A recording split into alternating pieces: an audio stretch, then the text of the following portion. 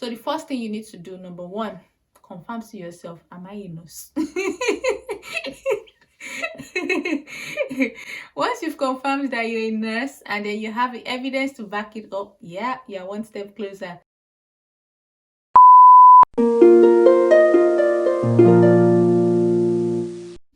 Hey, welcome to my channel once again. Omobeejay, guys, my name Omobeejay Vlogs. Thank you for subscribing to my channel. I love to create content related to God, related to lifestyle, related to gratitude, and every other thing that interests me. Welcome to today's video, and once again, thank you for subscribing. If you haven't subscribed yet, please hit the subscribe button. Thank you. Yeah, today's video is just gonna be about the step-by-step guide to relocate to the UK. In one of my previous videos, I mentioned I was going to do a different video entirely just for that, just to outline each step. And yes, today is that video. If you're a nurse looking to relocate to the UK, yeah, you get from this video. And if you know any nurse who might be needing this, or yeah, feel free to share with them too. And then I'll also like to just tell you that it's not a complicated process at all. It's quite simple and straightforward, as long as you have the requirements and then you are ready to carry on with the process. To start with, we need to have a checklist. When you go onto the website, the Nursing and Midwifery Council, the UK website, you would have a checklist on there just to be sure if you are eligible to carry on with the application. When you get on there, the checklist are things that everyday things. Do you have a valid passport? Do you have a registration certificate? The registration certificate here is either your RN certificate or your BSc, or your BSc certificate if you have it. And I would also like to let us know that in this process that we're talking about, it doesn't matter whether you have your degree or you don't have your degree. As long as you have your basic nursing certificate, that's your RN certificate, you are fine to carry on with the process. That is to say that I went to a school of nursing, I just graduated, can I process it? Yes, you can process it. The UK really doesn't have any bias for school of nursing or BSc. In short, everybody is your basic RN certificate that is needed, and that is the pedestal to which you're going to be placed on for your salary. What they most times consider would be your years of experience, but yeah, that's another talk for another day. So yeah, as I was saying, the requirements. Have you had a change of name before at any point in time? If you've had one, you would need to provide evidence to back that up. Do you have any health conditions that may not make you effective to practice? Yes, if you've got any health conditions, the reason this is being asked is not to disqualify you or make you not apply apply at anymore. It is just so that they are aware, and then to know how to prepare for you, know how to utilize you, that kind of thing, such that because you have that condition, they would not put you on certain units that could endanger you, that kind of thing. So don't buy into the idea of keeping the health conditions to yourself because you don't want to be disqualified. It's very, very important that you disclose them if you have any health conditions. And then you also need evidence, police evidence, to say that you don't have any criminal records, that kind of thing. And then you also need language evidence. That's going to be the IELTS or OET. IELTS is about 75k. You could write with either IDP or British Council. Two of them is the same thing, and there are materials everywhere to practice. You can practice on your own if you want to, and you can pay tutors. Depends on what works for you. Once you've ascertained that you have all of this, or you can provide all of this, then you can go on to pay the application fee. The application fee is £110 only. And then after you've paid the application fee, you'll be required to upload some of those documents. especially your certificate, your valid passport, information page of your valid passport. What else? Basically just have all your credentials, anything they ask for, you upload it. But I think those are the major two things you would upload initially. Then you go on to start your verification with your body, registration body. In the case of Nigerians, it's going to be the Nursing and Midwifery Council of Nigeria. And while you are on with the verification, as soon as NMCN verifies to the UK that they know you, that kind of thing, so the NMC UK is going to issue you an authority to test, a decision letter and authority to test. The decision letter basically is to say that you can go ahead to write your CBT and your OSCE. The CBT and OSCE are the two tests of competence. The CBT is like the theory, objective questions, 120 questions. There are materials on it. You just need to practice and practice. They repeat questions. However, I should warn you that that is as at the time this video is being done.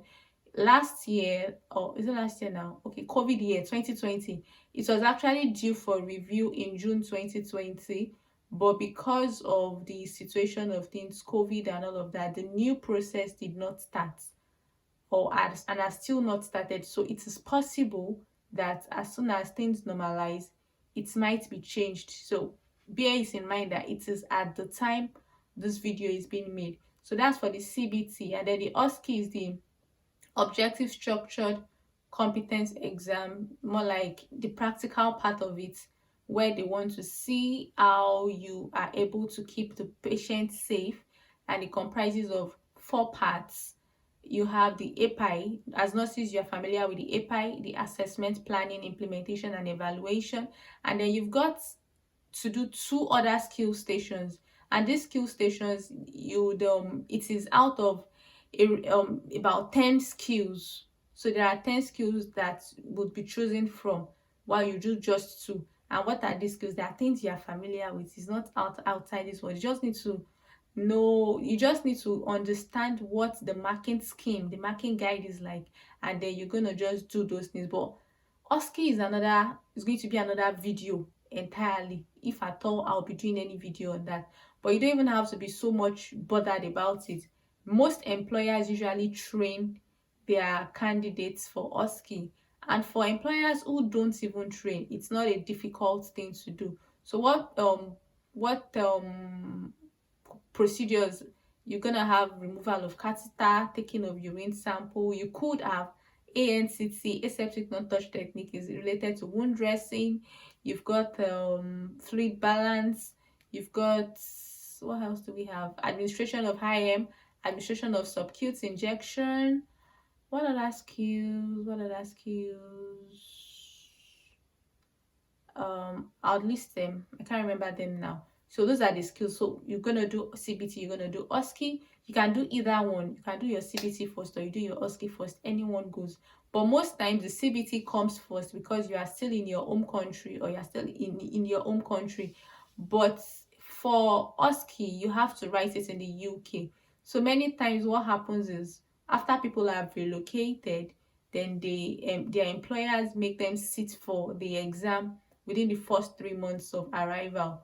But in some cases, you can also come in to write your OSCE by yourself if you can afford to come in. Apply through a standard visitor visa to come write it, and you write it, and then you go back home, or you go back to your country until you have a job and you can come in through the visa you would like, the appropriate visa to make you work in the UK, something like that. After passing the CBT, you would see on your application page that you can go on to upload the other required documents, and these include your IELTS or OET. IELTS requirements is 7 in listening, 7 in reading, 7 in speaking, and 6.5 in writing. And then you should have an overall score of 7. And then for OET requirements is you should have B in listening, reading, and speaking, and you should have a C plus in in writing. Yeah, that's it. And then you should also bear in mind that for this two, you could combine your results if you want to, but there are certain conditions that guide the combination of results. The two results must not be 6 months apart.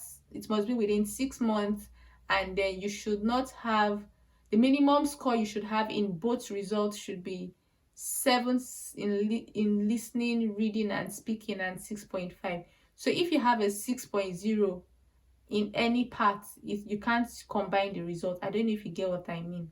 If you need more information on that, you can always go onto the NMC website to guide you on the IELTS requirement, the language requirements, and the same thing applies for OET. But that is if you want to combine your results, that kind of thing. So you go on to upload your language requirements. You must have nominated someone like a medical personnel to certify that you're fit to practice. So at that point, after you've submitted all your documents back, the nominated person will be contacted. Then you also submit an evidence of police reports. You also get to submit that. What other document are you submitting? That should be it. Your health evidence, character evidence, language evidence. Yeah, that's it. So after you've submitted all those evidence, you'd get the feedback from the Nursing and Midwifery Council, and then you also get to write your OSCE within that time.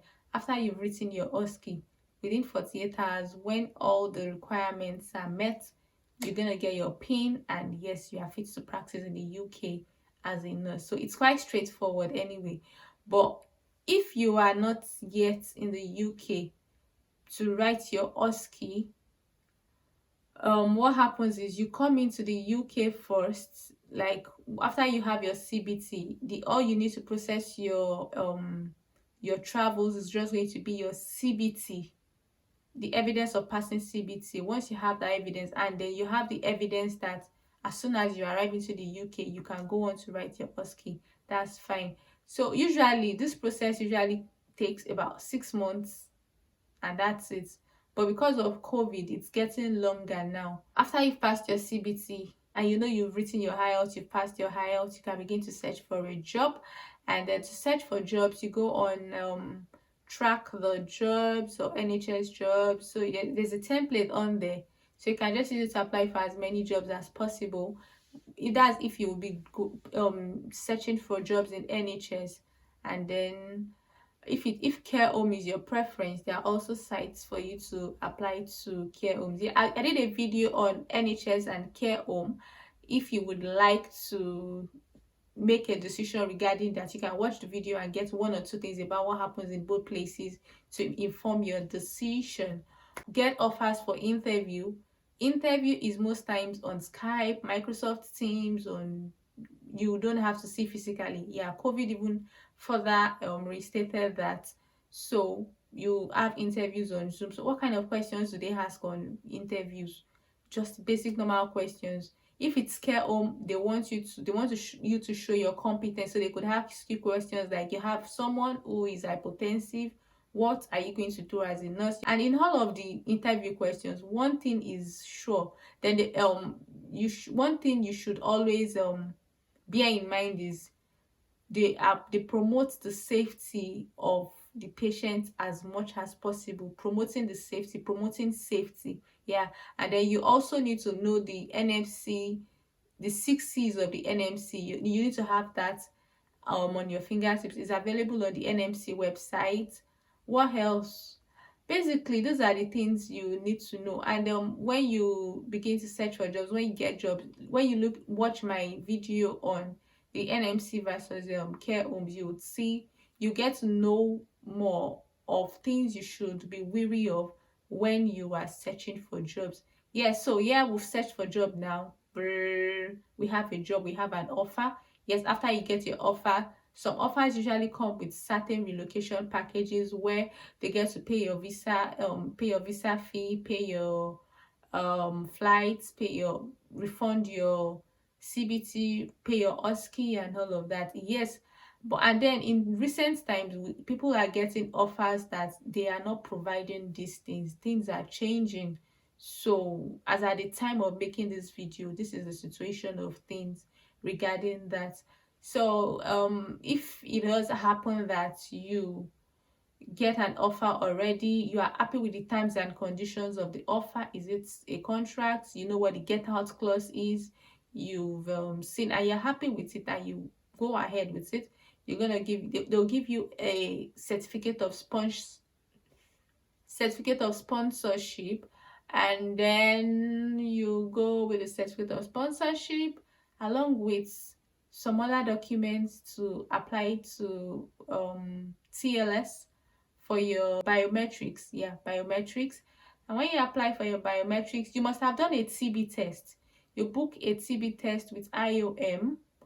They've got 2 centers in Nigeria. I'm Nigerian, so I tend to say in Nigeria many times. So they've got 2 centers, one in Abuja and one in Lagos. To book an appointment with them, you would either call them or you send an email to them. It could take a while before you are able to reach them, but eventually when you're able to reach them, you go for your TB test, because that's one of the requirements for your biometrics. And it costs about, I think, 54,000 naira as an adult, and for children about 11,000. Yeah, so you pay your, because of the Brexit.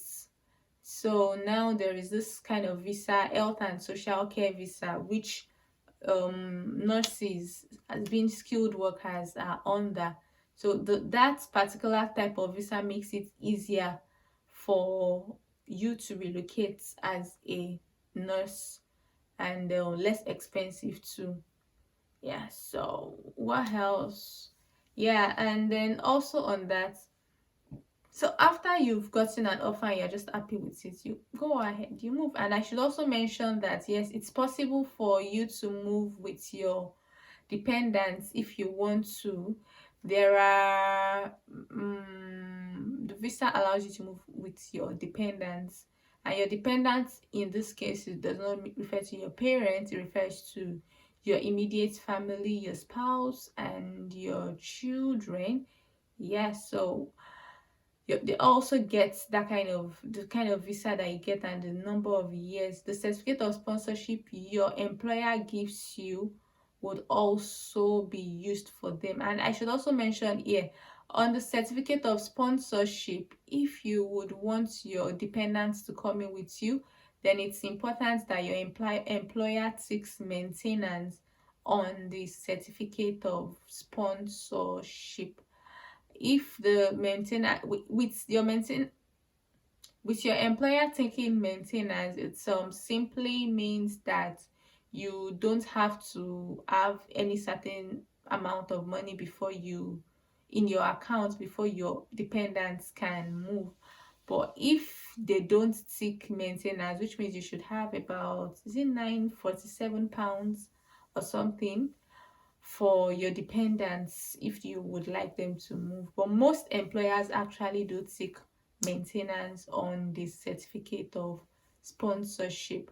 So what else? You've gotten the job now, you've gone for your biometrics. When you go for your biometrics, you could either pay standard or priority. Standard is about 30 working days, priority is about 7 working days, and then super priority in 24 hours. So yeah, when you pay that, you get your response, your decision. Most times, more often than not, they don't deny health work. They don't deny as long as your documentation is correct and fine. So most often than not, you get the visa to come in. And then so that's why it's important that you are as transparent as possible and not trying to hide things or falsify documents or anything. As long as you don't do any of those things, you're fine. So you've gone for your biometrics now, you have the visa. Usually the visa is 1 month, give you a 1 month visa, and then after you get a 1 month visa, you should arrive in the UK within that 1 month. And before you go for your application, actually, or before you go to for your biometrics, you must have a start date in mind, where, or there should be a start date, a date. One of the questions you would answer when you're completing the form would be, when are you likely to arrive, and all those parts of it. And on your certificate of sponsorship, there is usually a start date. So the start date, the visa you'll be given is usually around that time. It allows you sufficient time to arrive in the UK just before you start your your new job. And then after you arrive, yeah, because of COVID, you're gonna have to self-isolate for 2 weeks. After self-isolating, then yes, you can begin to work at whatever unit it is, or whatever trust that you are gonna be going to. What else? Then when you arrive, after you've completed your isolation, you get your residence permit, BRP. And when you get your BRP, usually you pick it up from a nearby post office. There is a letter that usually comes with your passport when TLS returns it to you. On that letter, they will tell you where you're gonna pick your BRP from. And after you fix your BRP, yeah, begin to settle in. Most some employers usually provide accommodation in the first 1, 2, or 3 months, and so you don't have to bother about where am I going to stay when I come. It's usually, most employers sort it out. And then even for the few that don't sort it out, I'm sure that they would provide you like, okay, this is how to go about it, and then you just revolve around that. So most standard offers actually do provide it, but I would say that in recent times we've had people say that they've not been getting offers as it used to be and all. But long and short, as I conclude this video, if you would like to relocate to the UK, I would just like to say this, that make a while the sun shines. While it looks like UK is quite easy to relocate to now, policies keep changing every day, and even the COVID situation, we know how it has affected everything globally. It's a ripple effect. This process used to be about 6 months maximum, but now it's way longer than that because of COVID. COVID is one of the reasons. So if you want to process the UK, are you a nurse, would you like to process the UK, make a while the sun shines. Grab the opportunity now while it is available, before policies change and then it's no longer in your favor, that kind of thing. And just before I wrap it up, yes, there's this thing about the UK points-based system for immigration that is set to commence from next year. One of the consequences of Brexit, yeah.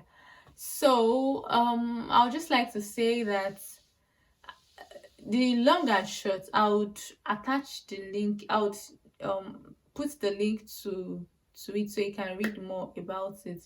But the long and short of it that I understand and I've discussed with people is that the gist is, before, or what is they are currently operating on, is such that the EU and the EU have an advantage over other people, in the sense that if I am applying for a job now and somebody else is also applying for the job, he or she has a tendency of getting the job before me because they'll consider him or her first. Do you understand? But with this new points-based system, it's such that it is what you have to offer that determines whether or not you get the job. I don't know if you get what I mean. So considering it, it's actually an advantage for you as long as you have the skill. That is number one. And then number two, there are other requirements, English requirements, which is IELTS. We've discussed that already. And then there are different categories. It's for immigration. So you've got the student route, you've got the tier 2 work visa route, you've got the visitor route, you've got the document is one very long and exhausting document like that. So, but the one that applies to us is the health and social care visa. And for that one, when I read through and what we've discussed about it, there is really nothing so different from what we are currently having. I don't know if you get what I'm trying to say. But before, it used to be you pay IHS fee, but with this health and social care visa, you don't get to pay IHS fee again, which is a good one. Yeah, I think that is basically the only thing that applies to nurses as per this new point-based immigration system.